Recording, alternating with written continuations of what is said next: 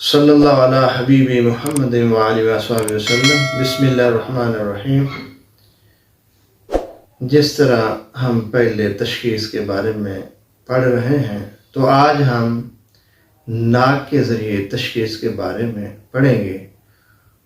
تو ناک سے اگر پیلے رنگ زرد رنگ کی بلغم آئے تو یہ صفرا کی علامت ہے، کیونکہ صفرا اگر بڑھ جائے تو پھر جو بلغم ہوتی ہے وہ پیلے رنگ کی ہوتی ہے، اور صفرا اصل میں گرمی خشکی کو کہتے ہیں۔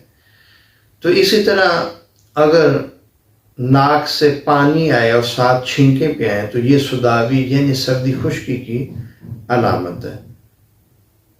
جو اگر ناک سے سفید رقیق بلغم آئے تو یہ بلغمی مزاج کی علامت ہے۔ اگر ناک بند ہو، سانس مشکل سے آئے اور گاڑی بلغم ہو تو یہ یبوست کی علامت ہے، یعنی خشکی کی علامت ہے۔ تو اسی طرح یہ چار مزاج کے اندر نزلہ زکام ہو جاتا ہے۔ تو ان مزاج کو دیکھ کر، پھر ان علامات کو دیکھ کر کہ یہ کون سے مزاج میں یہ نزلہ زکام ہوا ہے، پھر اس کا علاج کرنا ہوتا ہے۔ اگر مزاج کے مطابق نزلہ زکام کا علاج کریں گے تو یہ جلدی ٹھیک بھی ہو جاتا ہے اور پھر زیادہ دیر نہیں رہتا۔ اگر سبھی علاج ایک جیسا کیا جائے لیکن علامات کو نہ دیکھا جائے، مزاج کو مد نظر نہ رکھا جائے تو پھر ایسا ہوتا ہے کہ نزلہ بگڑ بھی جاتا ہے، ایک ماہ تک پھر وہ نزلہ زکام نہیں جاتا اور ساتھ بخار بھی ہو جاتا ہے۔ تو اس لیے مزاج کو مد نظر رکھ کر نزلہ زکام کا علاج کرنا چاہیے، کیونکہ سردی تری میں اگر نزلہ زکام ہوگا تو پھر اس کا علاج ہم گرمی خشکی سے کریں گے، گرمی خشکی میں اگر نزلہ زکام ہوگا تو اس کا علاج سردی تری سے کریں گے۔ ایسے مریض بھی دیکھنے میں آئے کہ وہ کہتے ہیں کہ ہم نے لسی میں شکر ڈال کر استعمال کی تو ہمارا نزلہ ٹھیک ہو گیا۔ تو یہ چیز بتاتی ہے کہ ان کو نزلہ اصل میں گرمی کی وجہ سے تھا، تو لسی پینے سے ان کو آرام آ گیا۔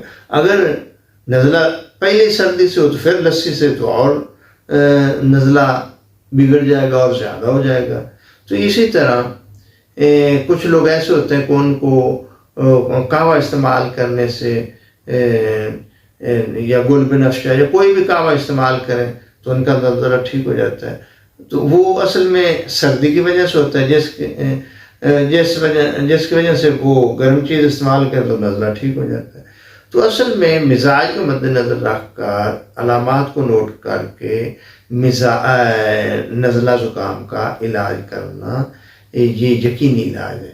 تو اسی طرح اگر ناک معدہ کی طرف سے کوئی چیز اچھل کر ناک کی طرف آئے تو یہ تیزابیت کی علامت ہے۔ اکثر سونے سے ایسا ہو جاتا ہے کہ انسان سو جائے تو کوئی معدے سے چیز اوپر کو آتی ہے اور ناک تک چلی جاتی ہے، تو یہ چیز اس علامت سے معلوم ہوتا ہے کہ معدے کے اندر تیزابیت ہے۔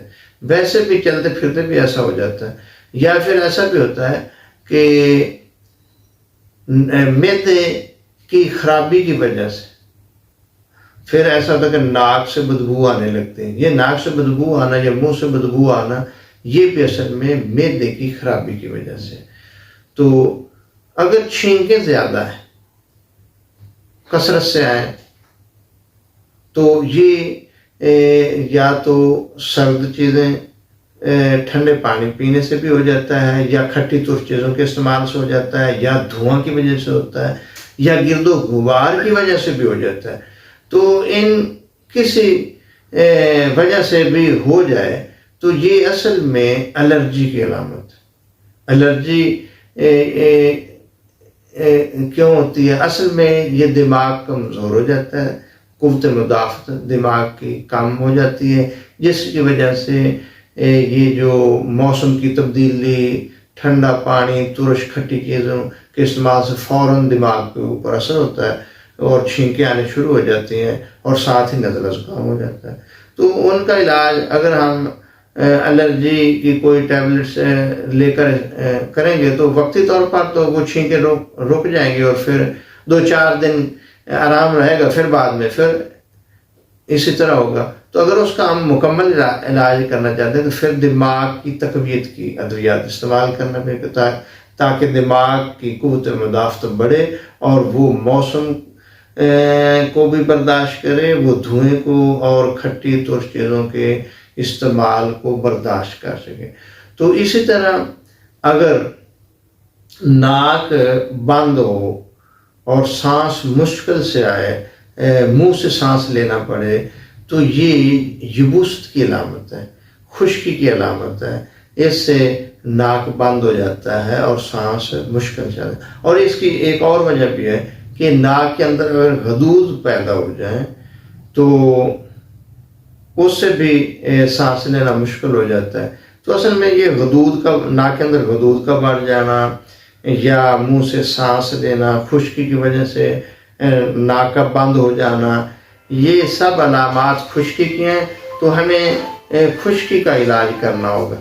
تو اس کا علاج ہم گرمی تری سے کریں گے تو یہ غدود بھی ختم ہو جائیں گے اور یہ ناک سے سانس لینا بھی آسان ہو جائے گا. اگر یہ جو بچے ہوتے ہیں ناک کو یہ ملتے ہیں یا نوچتے ہیں، یہ اصل میں معدہ کی خرابی اور معدہ کے اندر کرم کی وجہ سے ہوتا ہے. اگر معدہ کے اندر کرم ہو تو بچے ناک کو ملتے اور نوچتے ہیں. لیکن یہ جتنی بھی علامات ہم نے ناک کی بتائی ہیں یہ اصل میں مزاج ان سے معلوم ہوتا ہے، پھر علاج میں آسانی پیدا ہوتی ہے. اگر ہم مزاج کو مد نظر رکھ کر علامات کو نوٹ کر کے تشخیص کریں گے تو انشاءاللہ علاج میں آسانی بھی ہوگی اور وہ جو مرض ہے وہ جلدی ٹھیک ہو جائے گی. دعا اللہ پاک ہمیں طب کو سمجھنے کی توفیق عطا فرمائے.